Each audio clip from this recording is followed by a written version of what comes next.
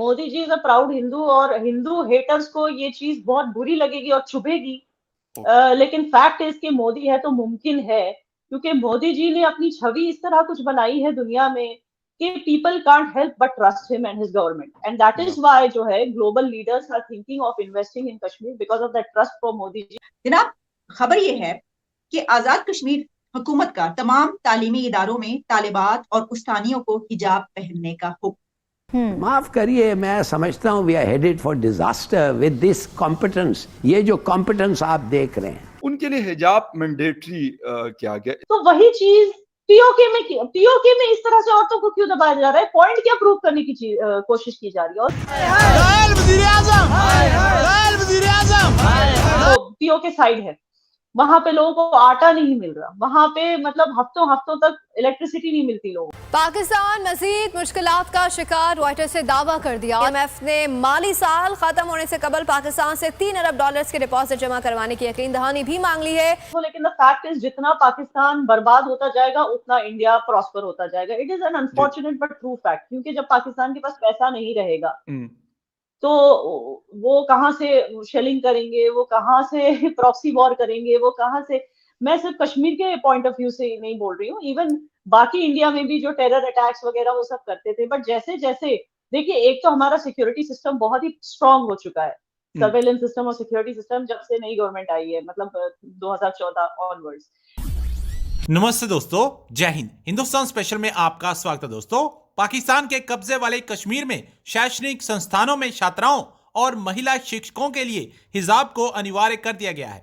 PoK सरकार की ओर से इस मामले में अधिसूचना जारी कर दी गई है। अधिसूचना के अनुसार महिला छात्रों और शिक्षकों के लिए शैक्षिक संस्थानों में हिजाब पहनना अनिवार्य होगा। इसके साथ ही कहा गया है कि आदेशों की उल्लंघना पर संस्था के प्रमुख के खिलाफ कार्रवाई की जाएगी। सरदार तनवीर के नेतृत्व वाली पीटीआई सरकार के फैसले की लोग कड़ी आलोचना कर रहे हैं। मारियाना बाबर ने फैसले की आलोचना करते हुए कहा है कि महिलाओं को एक विकल्प दिया जाना चाहिए। एक ट्वीट में मारियाना बाबर ने कहा है कि पीओके सरकार ने छात्राओं और महिला शिक्षकों के लिए को एजुकेशन वाले शैक्षणिक संस्थानों में हिजाब पहनने के लिए अनिवार्य कर दिया है।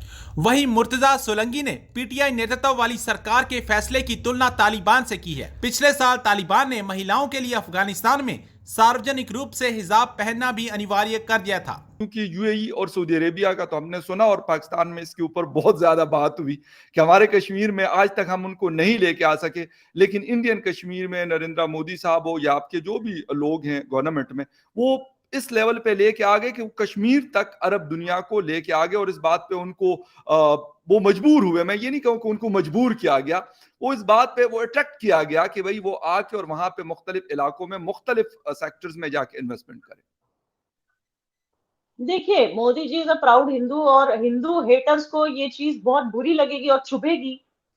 लेकिन फैक्ट इज कि मोदी है तो मुमकिन है, क्योंकि मोदी जी ने अपनी छवि इस तरह कुछ बनाई है दुनिया में कि people can't help but trust him and his government, and that is why जो है global leaders are thinking of investing in Kashmir because of that trust for Modi ji. आपको पता होगा इटालियन पीएम जब अभी आई थी उसने क्या बोला कि मोदी जी जो मतलब she openly said that you are the most popular leader. उनको उन्होंने ओपन इसमें बोला पब्लिक में कि you are the most popular leader in the world.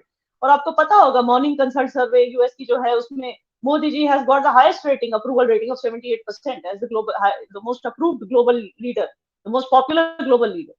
तो जब ये है, तो जब तक ये है, जाहिर सी बात है कि foreign investments will keep pouring into India and Kashmir is definitely a very good spot for investments of all kinds, including real estate, including department stores, and most ऐसी चीजें जिससे environment खराब नहीं होता, environment की खराबी ना हो, because Kashmir is about natural beauty. तो definitely we are looking at more G20 के बाद तो we are definitely looking at more. अभी तो आपने सिर्फ सऊदी और यूएई की बात की, but we are looking at more investments from other countries.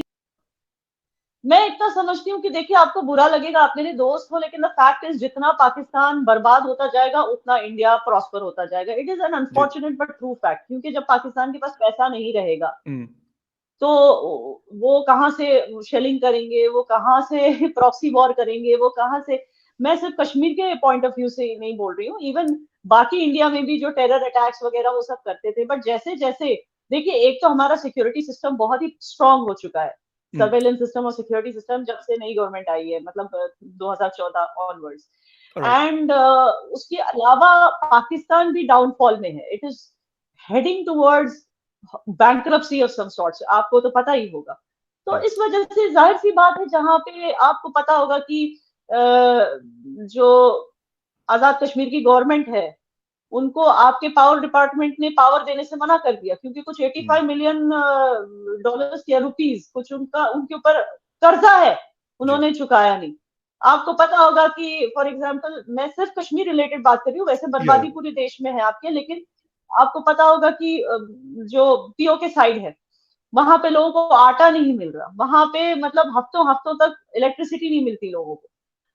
जो इतने सालों से उनको प्रॉमिस किए गए थे कुछ छोटे मोटे डेवलपमेंट, जैसे वो जो अवाम रोड है, अवान रोड आई थिंक, उसके नाम पे वहां के सारे लोग वोट्स लेते हैं, लेकिन एक बार जब सत्ता में आते हैं तो फिर दे डोंट पे अटेंशन, और लोग रोजाना वहां पे प्रोटेस्ट कर रहे हैं, इन्हीं चीजों को, छोटी छोटी चीजें जो उनका हक है, उनको ना कनेक्टिविटी है, ना आटा चावल है, ना इलेक्ट्रिसिटी है।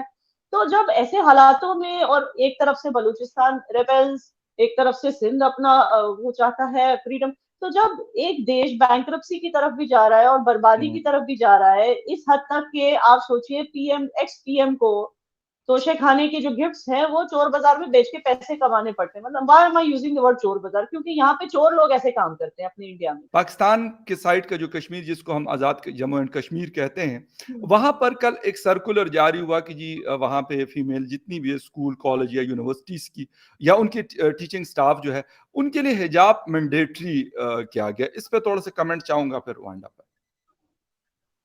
मुझे अजीब सी बात लगती है, क्योंकि हिजाब जो चीज है, फर्स्ट ऑफ ऑल कंपलसरी है ही नहीं इस्लाम में।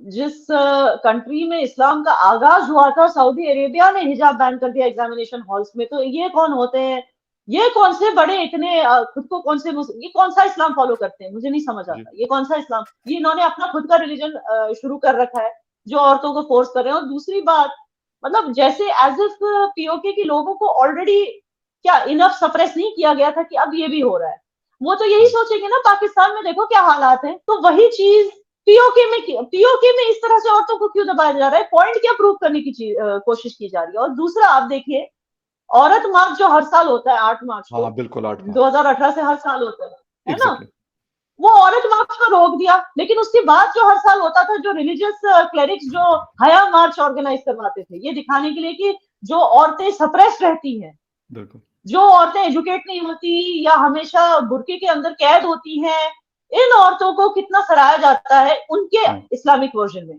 असली इस्लाम में नहीं, जो इस्लाम इन्होंने बनाया है उस इस्लाम में इनकी कितनी वैल्यू है, ये दिखाने के लिए जो हया मार्च होती है वो अलाउ किया इस साल, लेकिन औरत मार्च को अलाउ नहीं किया, जो एजुकेशनल राइट्स की बात करती है, रिप्रोडक्टिव राइट्स की बात करती है,